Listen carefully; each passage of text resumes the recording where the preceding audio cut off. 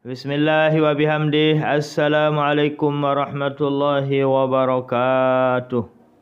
Allahumma barik lana fi Rajab wa Sya'bana wa ballighna Ramadan. Amin ya rabbal alamin. Sampai saat ini masih ada senjata pusaka yang tersimpan di Sakra sebagai bukti bahwa warga Sakra benar-benar sebagai pejuang dalam Nahdlatul Wathon. Pencerahan ini, cerita ini kami akan ceritakan setelah kita membaca Alhamdulillahirabbil alamin.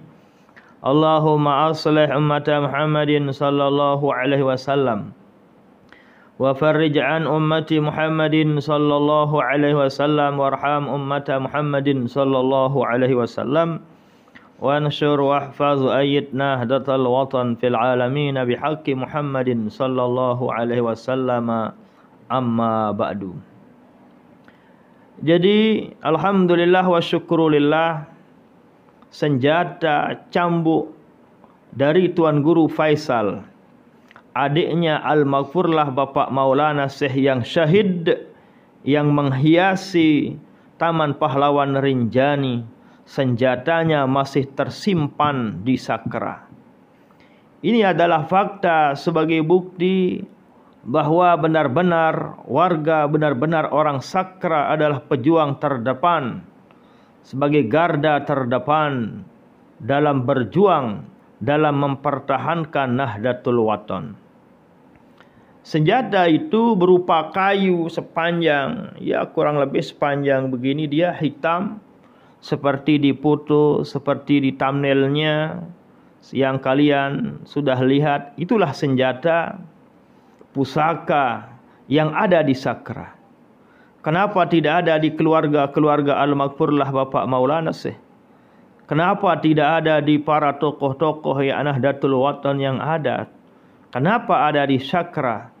Ternyata itu sebagai bukti dan fakta sejarah bahwa memang supaya orang tahu, warga Nahdlatul Wathon tahu, supaya dunia tahu bahwa orang-orang Sakra benar-benar punya andil dalam perjuangan Nahdlatul Wathon. Dulunya Mami Tuan Guru Faisal, adiknya Al-Maghfurlah Bapak Maulana Syekh, berperang menentang dan melawan nikah, berperang dan menentang, memperjuangkan agama Allah melawan tentara Jepang pada waktu itu. Beliau Tuan Guru Faisal bersama para santri, bersama para warga Nahdlatul Wathon yang ada saat itu, mereka tidak punya senjata, mereka tidak punya bom, mereka tidak memiliki peralatan yang lengkap seperti layaknya Jepang. Tapi beliau hanya menggunakan pentolan. Kami katakan pentolan karena modelnya seperti di gambar yang ada di thumbnailnya. Itulah senjata yang digunakan oleh beliau. Tapi alhamdulillah alhamdulillah bi'aunillah, beliau bisa memukul mundur para Jepang pada waktu itu. Tapi beliau Tuan Guru Faisal syahid di ma'rakah, syahid dunia dan akhirat di medan perang, diiringi oleh dua santri yang dimakamkan atau yang menghiasi makam pahlawan yang Rinjani yang ada di Selong. Sahidnya, poinnya adalah bahwa ternyata senjata itu masih ada sekarang. Banyak orang yang mau mengambil senjata itu tapi tidak diberikan. Itu disembunyikan. Itulah punya silsilah senjata itu.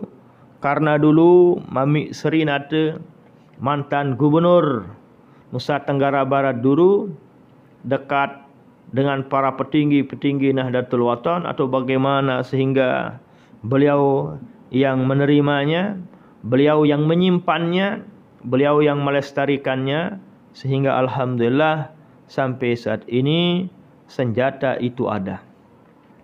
Dan senjata itu, pentungan atau pentolan itu dipegang oleh keturunan Datu Muter yang ada di Sakri.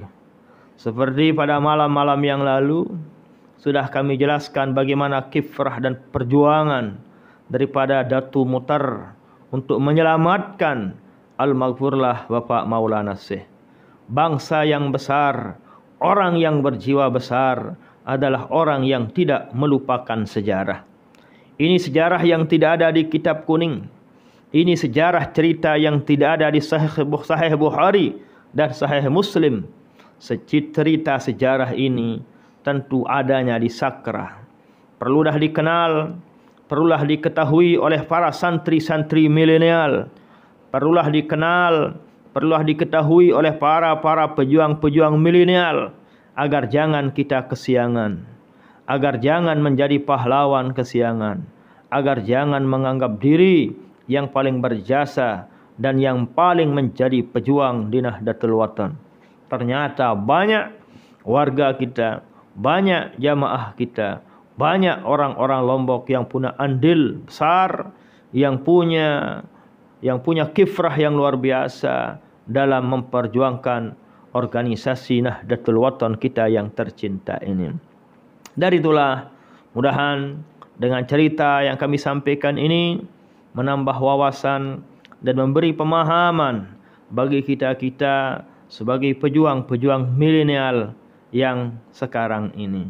Makanya patutlah, wajarlah Al-Maghfurlah Bapak Maulana Syekh selalu dan selalu mengajarkan dan mengarahkan kepada kita untuk kita membaca Al-Fatihah kepada orang-orang yang sudah meninggal dunia di Fatihah Hizib yang 3.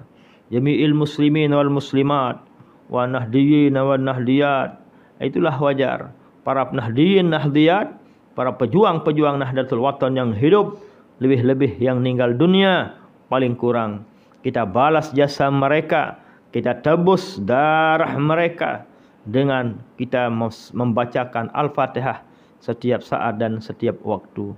Identiknya sebagai ciri khas warga Nahdlatul Watan, setiap solat membaca Fatihah Hizib, Fatihah kepada Rasul sallallahu alaihi wasallam, Fatihah kepada guru besar kita, barulah Fatihah kepada para ulama, para aulia, para pejuang-pejuang Nahdlatul Watan, nahdiyin nahdiyat, muslimin muslimat, semua orang beriman kita doakan. Baiklah, pada kesempatan ini mari kita doakan mereka-mereka.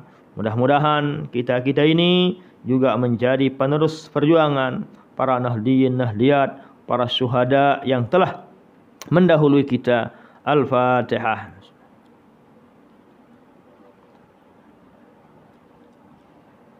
Sekian dan demikian dan terima kasih. Kalau ada cerita yang lebih silahkan bisa dimasukkan di kolom komen. Ada cerita-cerita yang lebih, bukti fakta sejarah tentang itu bisa disampaikan di kolom komentar. Sekian, wallahul muwaffiq wal hadi ila sabilir rasyad. Assalamualaikum warahmatullahi wabarakatuh.